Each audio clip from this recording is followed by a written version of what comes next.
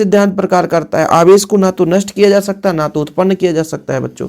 और ये तीसरा आवेश योग होता है, अर्थात किसी पदार्थ का कुल आवेश उसके जो भिन्न भिन्न भाग पर उपस्थित आवेश है उनके बीजीय योग के बराबर होता है। अगले प्रश्न पर चलते हैं बच्चों। यहाँ पर देखिए विद्युत फ्लक्स क्या है तथा इसका एसआई मात्रक बताओ। देखो विद्युत फ्लक्स क्या होता है बच्चों, फाई ई बराबर ई इंटू डी एस होता है। ये जो फाई ई होता है बच्चों वो ई इंटू डी एस होता है। अब इसका यदि मात्रक की बात करें तो यहाँ पर आप देखो ये जो आपका ई है, ई का मात्रक क्या होता है बताओ। ये आपका ई है, एकांक आवेश पर लगने वाला बल, यही तो आपका बच्चों क्या कहलाता है, विद्युत क्षेत्र की तीव्रता। और ये आपका क्षेत्रफल हो गया, तो बल का मात्रक न्यूटन हो गया, न्यूटन प्रति कूलाम मीटर स्क्वायर इसका मात्रक हो जाएगा। तो यहाँ पर थोड़ा सा परिभाषा समझिए, फिर आपको इसका मात्रक निकालते आएगा। ये जो आपने पहले आप ये समझा बच्चों कि एकांक आवेश पर लगने वाला जो होता है बल वो आपका क्या कहलाता है, विद्युत क्षेत्र की तीव्रता। अब यह क्या कि विद्युत क्षेत्र में स्थित किसी क्षेत्रफल से अभिलंबित गुजरने वाली कुल बल रेखाओं की संख्या को हम विद्युत फ्लक्स कहते हैं बच्चों। ये फार्मूला आपको यहाँ पे याद रखना पड़ेगा, यही फार्मूला होता है ये आपका विद्युत फ्लक्स का। किसी भी पृष्ठ से, जैसे डीएस से मान लीजिए आपका ये पृष्ठ है, ये पृष्ठ है बच्चों, यहाँ पे मान लीजिए इधर बल रेखाएं निकल रही हैं, ठीक है, अभिलंबवत, इसके लंबवत 90 डिग्री कोण बनाते हैं, मतलब इस क्षेत्र का सदिश इधर है, ठीक है, ये डीएस है, तब इसके बीच लंबवत कितनी विद्युत क्षेत्र रेखाएं निकलती है, वही उसका विद्युत फ्लक्स कहलाता है। यानी किसी पृष्ठ से अभिलंबवत निकलने वाली कुल विद्युत रेखाओं की संख्या को हम विद्युत फ्लक्स कहते हैं। मतलब आपका एक विद्युत क्षेत्र में एक पृष्ठ है, तो उस क्षेत्रफल से लंबवत कितनी निकलती हैं विद्युत क्षेत्र रेखाएं, वो आपका विद्युत फ्लक्स है। इसका जो मात्रक होता है न्यूटन मीटर स्क्वायर प्रति कूलम। ये कैसे निकल कर आया, तो मैंने आपको ये बताया, थोड़ा सा यहाँ पर आपने विद्युत क्षेत्र की तीव्रता का मात्रक तो क्लियर ही कर लिए हैं बच्चों। तो यहाँ पर एक बार फिर से बताता हूँ, जो फाई ई बराबर होता है बच्चों ई इंटू डी एस। अब देखिए थोड़ा सा, ये जो ई का मान है ये न्यूटन प्रति कूलम, ये मैंने आपको बता ही दिया, न्यूटन प्रति कूलम। और ये जो क्षेत्रफल होता है बच्चों, इसका होता है मीटर स्क्वायर। तो यहाँ पर निकल कर आया कि न्यूटन मीटर स्क्वायर प्रति कूलम। क्या होता है बच्चों, न्यूटन मीटर स्क्वायर प्रति कूलम, न्यूटन मीटर स्क्वायर प्रति कूलम। चीज़ें क्लियर हो गया, आगे चलते हैं। रिवीजन में ऐसे ही चलेगा बच्चों। विद्युत क्षेत्र की तीव्रता की परिभाषा दीजिए, और विद्युत क्षेत्र की तीव्रता की परिभाषा मैंने यहाँ पर आपको बताया कि किसी भी विद्युत क्षेत्र पर रखा हुआ एकांक आवेश जितने बल का अनुभव करता है बच्चों, विद्युत क्षेत्र की तीव्रता का क्या होगा, एकांक आवेश पर रखा हुआ किसी भी विद्युत क्षेत्र पर रखा हुआ एकांक आवेश जितने बल का अनुभव करेगा उसे हम विद्युत क्षेत्र की तीव्रता कहते हैं। इससे ही हम बल का मान निकालते हैं बच्चों की हुई, कई बार ऑब्जेक्टिव में पूछा गया है। तो रिवीजन करने आए हो चैनल पे बच्चों, तो विधिवत पढ़ना है और तब तक पढ़ना जब तक कि कंप्लीट ना हो जाए। तो किसी भी विद्युत क्षेत्र पर रखा एकांक धन आवेश जितने बल का अनुभव करता है उसे उसके हम विद्युत क्षेत्र की तीव्रता कहते हैं। न्यूटन प्रति कूलम मात्रक होता है। ये वैद्युत द्विध्रुव है क्या भाई साहब, मान लीजिए दो आवेश हैं, यदि दो बराबर और विजातीय आवेश एक दूसरे से बहुत अल्प दूरी पर स्थित है, जैसे मैं बात करता हूं कि Q1 और Q2 विजातीय आवेश है बच्चों, यदि एक पर प्लस है एक पर माइनस है, विजातीय आवेश एक दूसरे पर अल्प दूरी पर स्थित हो, तो इस निकाय को हम बोलते हैं वैद्युत द्विध्रुव। यानी दो आवेश जिसमें अलग अलग मतलब दो आवेश हैं जिनमें यहाँ पर देखिए विजातीय है, मतलब यहाँ पे चार्ज जो है अलग अलग है, प्लस माइनस है, तो दो विजातीय आवेश है जब अल्प दूरी पर स्थित होते हैं तो हम क्या बोलते हैं, इस निकाय को वैद्युत द्विध्रुव। अब इसके बीच की दूरी को हमेशा हम 2a लेकर चलते हैं, जिससे हमारा कैलकुलेशन आसान हो जाता है। आगे चलते हैं बच्चों, वैद्युत द्विध्रुव आघूर्ण की परिभाषा लिखिए तथा मात्रक बताइए। वैद्युत द्विध्रुव आघूर्ण, अब यहाँ पर वैद्युत द्विध्रुव आघूर्ण बराबर क्या हुआ, जैसे मैंने कहा Q1 और Q2 दो आवेश हैं, बीच की दूरी 2a है, तो वैद्युत द्विध्रुव आघूर्ण ये कहता है एक आवेश और दोनों के बीच की दूरी का गुणनफल, ये आपका वैद्युत द्विध्रुव आघूर्ण कहलाता है। ये देखिए आपने कहा द्विध्रुव निकाय है, द्विध्रुव निकाय का एक आवेश और उनके दोनों के बीच की दूरी का गुणनफल वैद्युत द्विध्रुव आघूर्ण कहलाता है। दो विजातीय आवेश यदि अल्प दूरी पर स्थित है तो उसे हम क्या बोलते हैं, वैद्युत द्विध्रुव। और फिर बच्चों वैद्युत द्विध्रुव के एक आवेश और उन दोनों के बीच की दूरी का गुणनफल आपका वैद्युत द्विध्रुव आघूर्ण कहलाता है। यदि इसका मात्रक आपसे कोई पूछे तो यहाँ पे बच्चों आवेश का कूलाम हो जाएगा और दूरी का होता है मीटर, तो कूलाम मीटर इसका हो जाएगा मात्रक, स्क्वायर नहीं बच्चों, कूलाम मीटर इसका हो जाएगा मात्रक। चीजें क्लियर है। वैद्युत द्विध्रुव आघूर्ण किसे कहते हैं, यानी किसी भी वैद्युत द्विध्रुव का एक आवेश और उन दोनों आवेशों के बीच की दूरी का गुणनफल आपका वैद्युत द्विध्रुव आघूर्ण कहलाता है। इसका ऐसा ही मात्रक बच्चों कूलाम मीटर होता है। चलिए हमारा अगला क्वेश्चन है आवेश का क्वांटमीकरण। हमने आवेश का क्वांटमीकरण बहुत अच्छे तरीके से समझाया आपका कि भैया Q बराबर NE, प्लस माइनस हो सकता है। यहाँ पर इसका तात्पर्य है कि किसी निकाय पर कितने इलेक्ट्रॉन है, इलेक्ट्रॉन की संख्या जो नंबर ऑफ n है, और एक इलेक्ट्रॉन पर कितना आवेश है, यदि हम मल्टीपल कर देंगे बच्चों तो टोटल आवेश निकल कर आ जाएगी इस निकाय का। जैसे मैं कहता हूं कि यहाँ पर 15 व्यक्ति हैं और एक व्यक्ति 4 रोटी खाता है, तो टोटल कितनी रोटियां लगेगी, तो 15 चौको 60, सही है कि नहीं। एक व्यक्ति मान लीजिए यहाँ पर मैं कहता हूं 3 समोसे खाता है, कितने समोसे, 3 समोसे, और यहाँ पर 15 लोग हैं तो 15 का गुणा कर लेंगे। ऐसे ही एक इलेक्ट्रॉन पर आवेश होता है 1.6 × 10⁻⁻19 कूलम, ये एक इलेक्ट्रॉन पर आवेश है, लेकिन नंबर ऑफ इलेक्ट्रॉन कितना है इसका हम मल्टीपल करेंगे तभी इसका टोटल आवेश निकल कर आएगा। यही आवेश का क्वांटमीकरण है। यानी प्रत्येक आवेशित पदार्थ पर आवेश की जो मात्रा है, यानी किसी निकाय पर जो टोटल आवेश की मात्रा है, एक इलेक्ट्रॉन पर आवेश की मात्रा के पूर्ण गुणज में होता है। समझ में आया? मतलब एक इलेक्ट्रॉन के आवेश की मात्रा के पूर्ण गुणज में, मतलब गुणज में मतलब यदि एक इलेक्ट्रॉन है तो एक का गुणा करेंगे, दो का तो दो का, तीन का तो तीन का। यानी किसी पदार्थ के आवेश का मात्रा Q बराबर प्लस माइनस एन ही हो सकता है, जहां एन बराबर क्या हो गया बच्चों, 1 2 3 4 5 6 और ई का मान मैंने बता दिया 1.6 × 10 घाते -19 गुलाम। यहां से ऑब्जेक्टिव क्वेश्चन भी पूछ दिया जाता है कि एक इलेक्ट्रॉन पर आवेश का मान, तो फिर आप आसानी से बता सकते हो। यही आवेश का क्वांटमीकरण, यहां से यहां तक कर दोगे नंबर मिल जाएगा। स्क्रीनशॉट लेंगे बच्चों। स्पष्ट है कि विद्युत आवेश को अनिश्चित रूप से विभाजित नहीं किया जा सकता। विद्युत आवेश, इस गुण को ही हम विद्युत आवेश का क्वांटमीकरण कहते हैं। चीजें क्लियर? चलिए आगे चलते हैं बच्चों। सुपर फास्ट रिवीजन में आप लोगों का टाइम पास हम नहीं करेंगे, हम कोशिश यही करेंगे तो जितना हो सके मैक्सिमम आपको समझा सके। देखो बच्चों, किसी चालक को धन आवेशित करने पर उसका द्रव्यमान कम हो जाता है। क्यों? जब कोई पदार्थ धनावेशित होता है बच्चों, तो वहां से इलेक्ट्रॉन निकल जाता है, और जब इलेक्ट्रॉन निकल जाता है, क्लियर है, तो कहीं ना कहीं द्रव्यमान में कमी आ जाएगी। इलेक्ट्रॉनों को के चालक से निकलने पर धनावेशित हो जाता है, मतलब इलेक्ट्रॉन निकल जाए तो धनावेशित होता है। अतः चालक को धनावेशित करने पर जितने इलेक्ट्रॉन चालक से निकलते हैं उतने इलेक्ट्रॉन के द्रव्यमान के बराबर चालक के द्रव्यमान में कमी आ जाती है। सिंपल है, आप चीजें समझो। यदि कोई धन आवेशित हो रहा है मतलब वहां से इलेक्ट्रॉन निकल रहे हैं, तो जितने इलेक्ट्रॉन निकल गए हैं, अतः चालक को धनावेशित करने पर जितने इलेक्ट्रॉन चालक से निकलते हैं उतना ही द्रव्यमान थोड़ा सा कम हो जाता है। सिंपल है।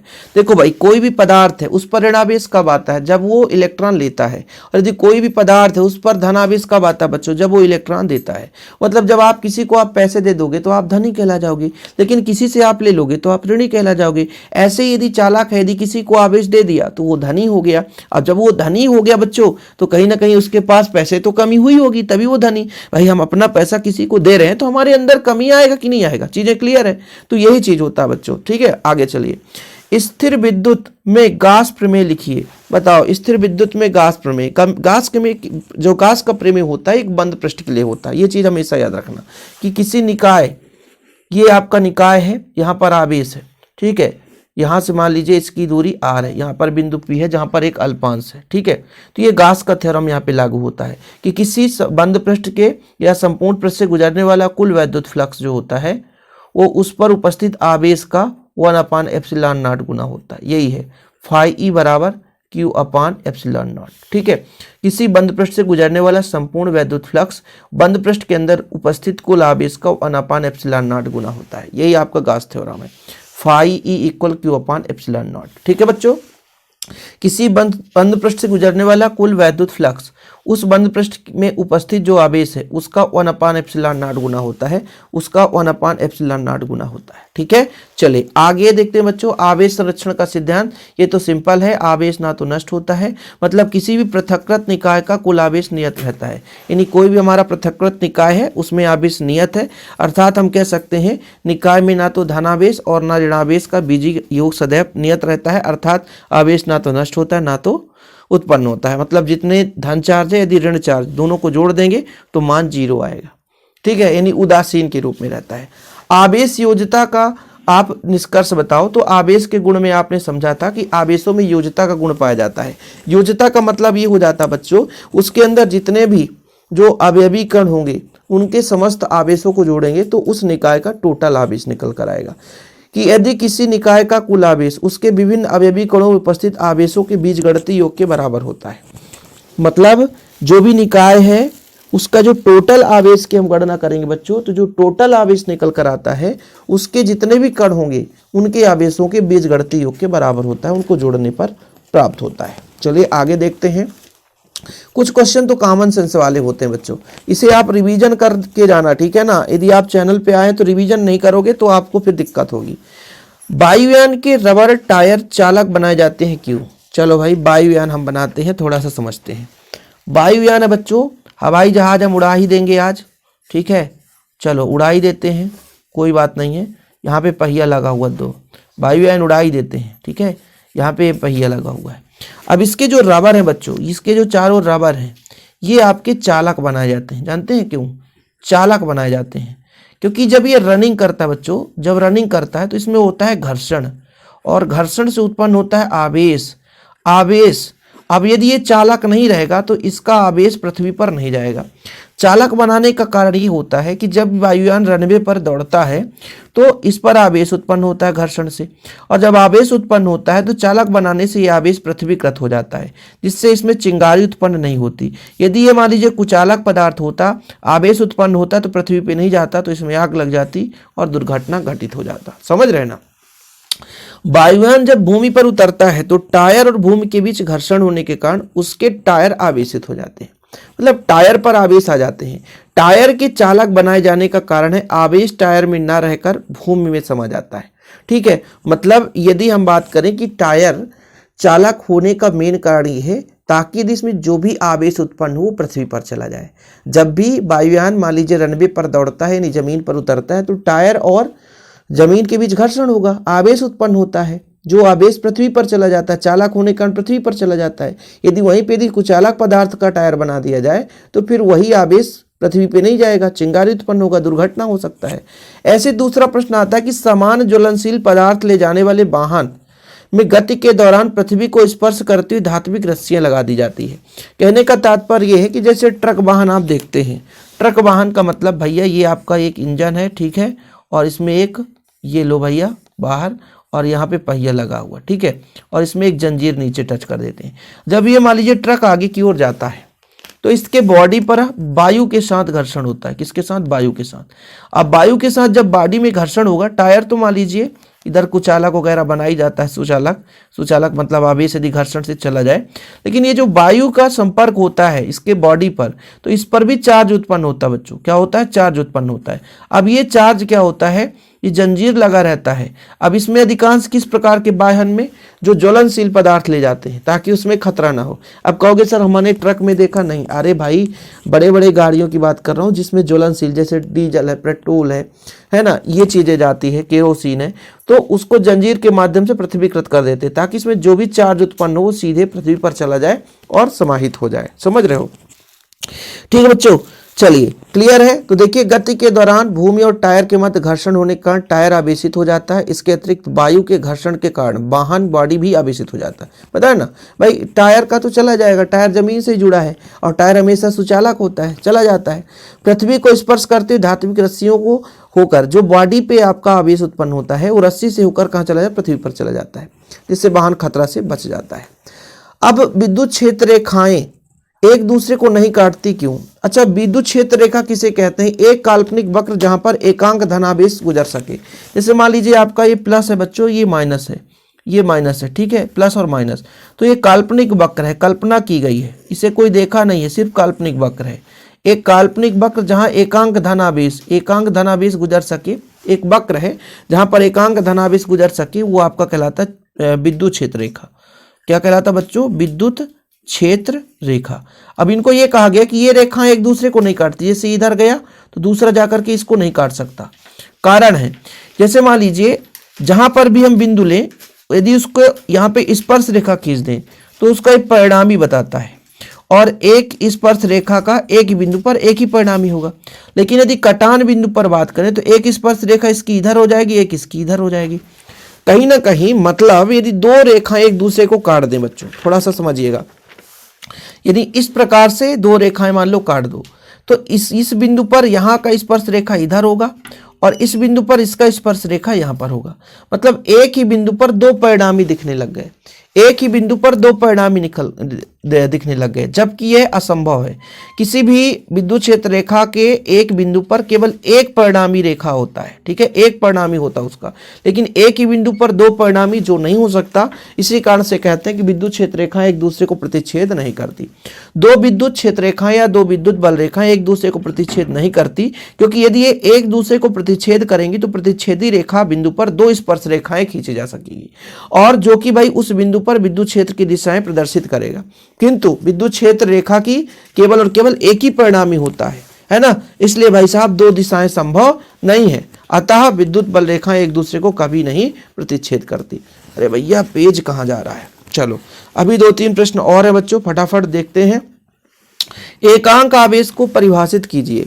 यदि दो परिमाण के सजातीय आवेश वायु या निर्वात में एक दूसरे से 1 मीटर की दूरी पर स्थित है और एक दूसरे को 9 × 10⁹ न्यूटन बल से प्रतिकर्षित करते हैं तो प्रत्येक आवेश एकांक आवेश या एक कूलाम परिमाण आवेश कहलाता है। इसे लोग समझ नहीं पाएंगे। अब इसको मैं अपने भाषा में समझाता हूं थोड़ा सा, देखिएगा। ये जो कूलाम का नियम होता है 1/4πε0 Q1 Q2 बटा r², ठीक, या इसको आप 9 × 10⁹ Q1 Q2 बटा r² कह सकते हैं। अब ये बोला गया कि मान लीजिए दो आवेश हैं, इनका परिमाण भी समान है, दोनों का समान है और एक दूसरे से 1 मीटर की दूरी पर स्थित है और जो बल लग रहा है इन दोनों के बीच जो बल लग रहा है वो बल लग रहा है 9 × 10⁹ न्यूटन, ठीक है। मतलब समान परिमाण के दो सजातीय आवेश एक दूसरे को मतलब एक दूसरे से 1 मीटर की दूरी पर हों, तब यहां पर F का मान 9 × 10⁹ करेंगे और ये आपका 9 × 10⁹ ऑलरेडी है। Q1 का मान Q, Q2 का मान Q और इसका मान 1, ये पूरा का पूरा कट जाएगा। Q² बराबर 1 तो Q बराबर ±1। अब थोड़ा समझिए, यदि दो समान परिमाण के सजातीय आवेश वायु या निर्वात में एक दूसरे से 1 मीटर की दूरी पर स्थित है, देखो जरा, देखिए भैया, दो समान परिमाण के सजातीय आवेश वायु निर्वात में 1 मीटर की दूरी पर स्थित है और एक दूसरे को इतने बल से आकर्षित करें, बल का मान रखा ना मैंने, एक दूसरे को इतने बल से आकर्षित करें तब जो आवेश होता है एकांक आवेश होता है। यदि दो समान परिमाण के सजातीय आवेश वायु या निर्वात में एक दूसरे से 1 मीटर की दूरी पर स्थित है, 1 मीटर की दूरी पर स्थित है, ठीक है, और एक दूसरे को 9 × 10⁹ न्यूटन बल से प्रतिकर्षित करें, मतलब ये आपका 9 × 10⁹ न्यूटन बल से प्रतिकर्षित करें तो प्रत्येक आवेश एकांक आवेश या एक कूलाम आवेश कहलाता है। क्लियर बच्चों? अध्यारोपण का सिद्धांत यहां पर बोला गया है कि इस सिद्धांत के अनुसार किसी बिंदु आवेश के ऊपर परिणामी बल इस आवेश के चारों ओर उपस्थित अन्य सभी आवेशों द्वारा आरोपित बलों के सदिश योग के बराबर होता है। मतलब जो टोटल बल है किसी बिंदु आवेश के ऊपर जो बल लग रहा होता है उसके चारों ओर जो आवेश है उन पर लगने वाले बल के योगफल के बराबर होता है। जैसे आवेश का योज्यता नियम है, यहाँ पे बल योग कर दिया बस, लेकिन महत्वपूर्ण है, ध्यान रखना, ये आवेश का अध्यारोपण सिद्धांत है। मूल आवेश किसे कहते हैं, परिभाषा दीजिए, बहुत सिंपल है। एक इलेक्ट्रॉन पर उपस्थित आवेश ही आपका मूल आवेश कहलाता है, जिसका मान होता है 1.6 × 10⁻⁻19 कूलाम। तो ये हमारा पूरा मतलब चैप्टर 1 के जितने भी क्वेश्चन थे उसे हमने पूरा करा दिया और प्रश्नों की संख्या तो आप काउंट करते ही रह जाओगे, लेकिन इसका मैं आपको टेलीग्राम में हो सकेगा तो शेयर कर दूंगा। लेकिन हाँ बच्चों ध्यान रखिएगा, मैं आपको अपना पर्सनल नंबर दिया करता हूँ कि बच्चों चलिए जिसके पास नोट्स नहीं है यार तो ले लो 50 रुपए में एक सब्जेक्ट का। अब यदि टाइम पास करने लग जाते हैं तो मेरे को भाई साहब गुस्सा भी आता है। अब बताइए बच्चों, पेपर टाइम में आपके लिए मैं जितना हो सकता है उतना भी मेहनत करता हूँ, लेकिन जो मुझसे ही फ्रॉड करने लग जाए, मजा लेने लग जाए, ठीक है, तो प्लीज़ यार ऐसे लोग हमसे दूर रहें। हम क्षमा चाहते हैं, आप लोगों से ऐसी दोस्ती नहीं बना सकते। हाँ, जो मेहनत करते हैं उनकी तैयारी करने के लिए मैं मेहनत कर रहा हूँ। आप लोगों का प्यार सपोर्ट ही काफ़ी रहता है। जो पढ़ने वाले होते हैं, ना पढ़ने वालों की मैं कभी पूजा नहीं करता, ध्यान रखिए। मैं भैया गुस्से से ही बात करता हूँ और ब्लॉक भी करता हूँ सीधा, ठीक है, क्योंकि पर्सनल नंबर दियो इसका मतलब ये नहीं है कि बिना काम के आप कुछ भी बात करते रहो, ठीक है। बाकी आप अपने तैयारी पर फोकस करो। हम पूरा विधिवत आपको कंटेंट प्रोवाइड कर रहे हैं, किसी भी कदर से आपको ऐसा नहीं लगेगा कि हमको यहाँ पर तैयारी नहीं हो पा रहा है, ठीक है। ओके बच्चों, फिलहाल इतना ही। जय हिंद, वंदे मातरम।